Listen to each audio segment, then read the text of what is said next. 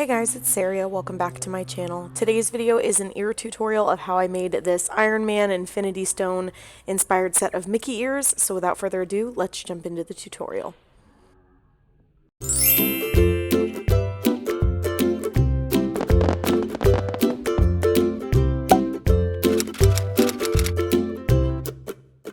So starting off with the ear fabric itself, I'm going to be using this red sequin fabric. It does look a little orange, but it is very red in person.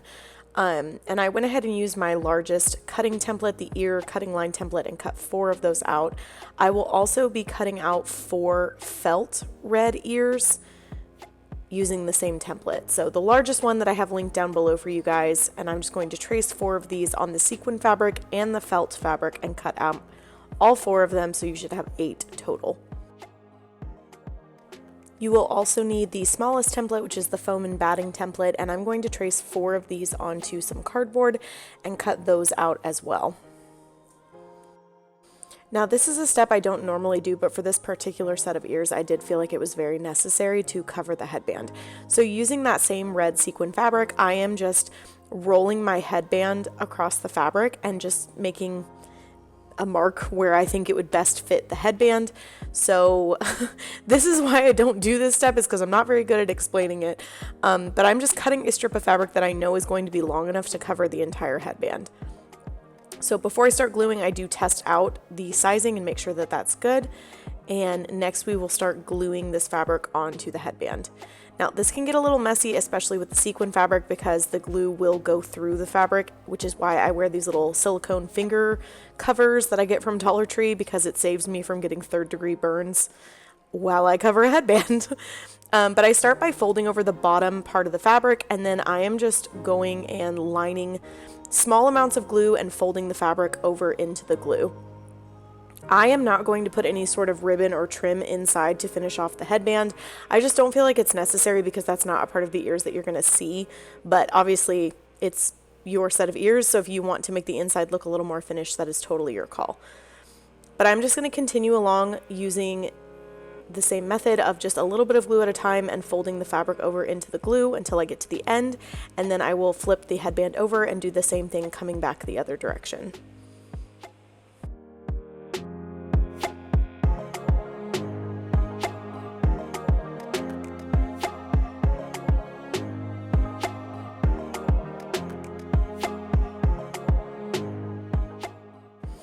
Next, we're going to start assembling the ears. So first I am laying down the felt ear, which is just red acrylic felt fabric that you can get at Walmart or any fabric store, and I'm going to glue that to the cardboard ear first. That red sequin fabric is very sheer, and if you don't lay down a red fabric underneath it, it is going to show through and not look very nice or finished, because you will see the cardboard through it. It also gives your ear a little bit more thickness to it, which makes them look nicer in my opinion.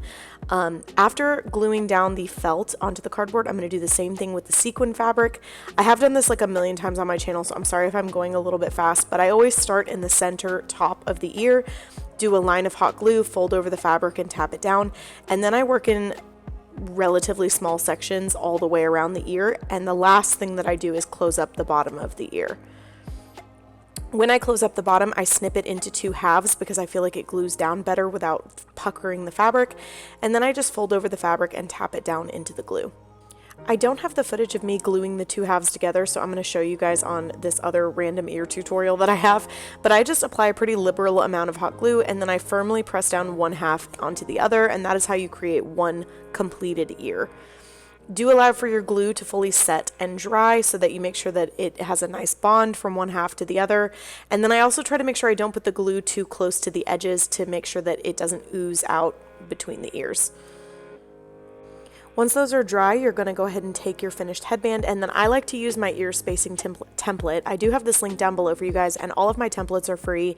You don't have to pay for them. It's okay. Feel free to use them to make ears of your own. You know, that's what they're there for.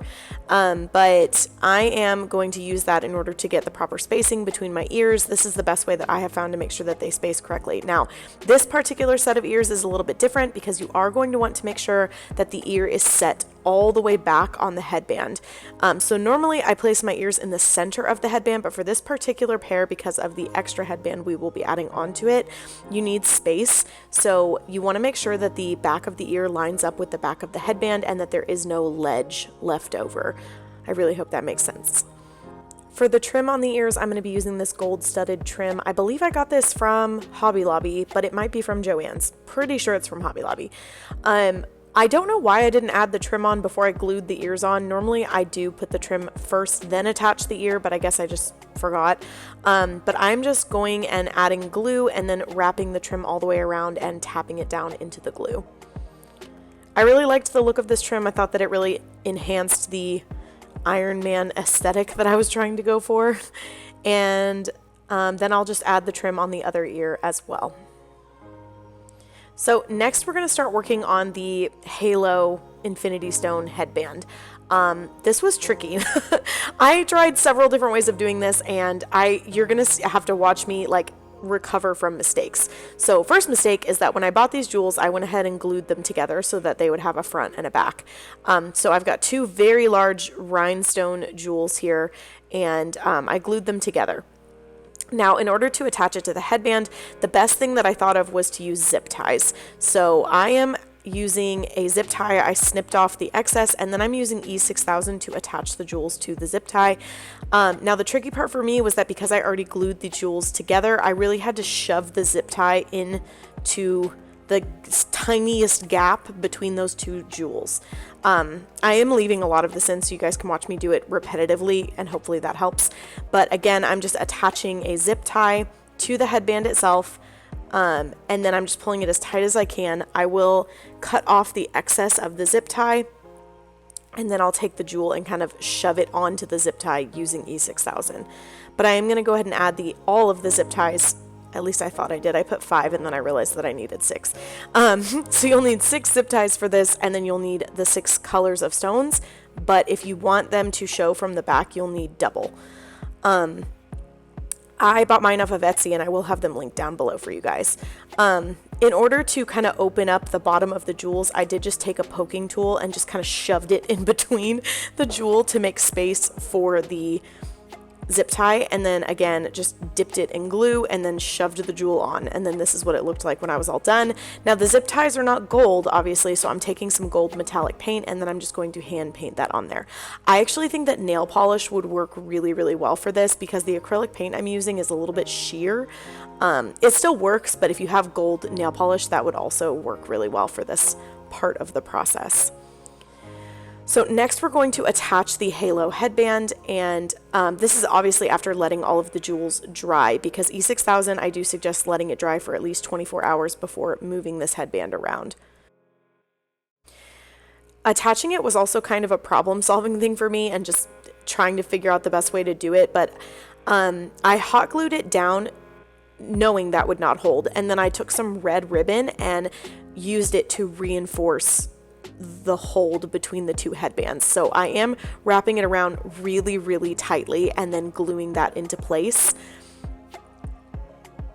And then obviously I will cut off the excess of whatever I don't need, but in order to further reinforce it, I am also using E6000. So E6000 is like a really, really, really strong super glue. And so using that for a permanent hold and hot glue for an immediate hold will give you time to allow the glue to dry while it holds it in place. And then to make this more aesthetically pleasing, I am going to use more of that red sequin fabric to cover up the ribbon so that it's not so obvious that that is how it's attached. And that I'm just hot gluing on because that's not a structural thing, it's just an aesthetic look. So I do this on both sides, and that's basically it. That is how I attach this. I will tell you guys, these are pretty top heavy. They definitely don't fall off of your head, but if you suffer from headaches, these are probably not all day in the park ears. They're probably just photo ears, but I still thought that they were really fun to make, and I think the concept of creating the halo headband on the ears is a unique one. You guys let me know if you liked this tutorial, or if you have any questions or need clarification, just leave comments for me down below, or you can DM me on Instagram and I am happy to help. I'll see you guys in my next video. Bye!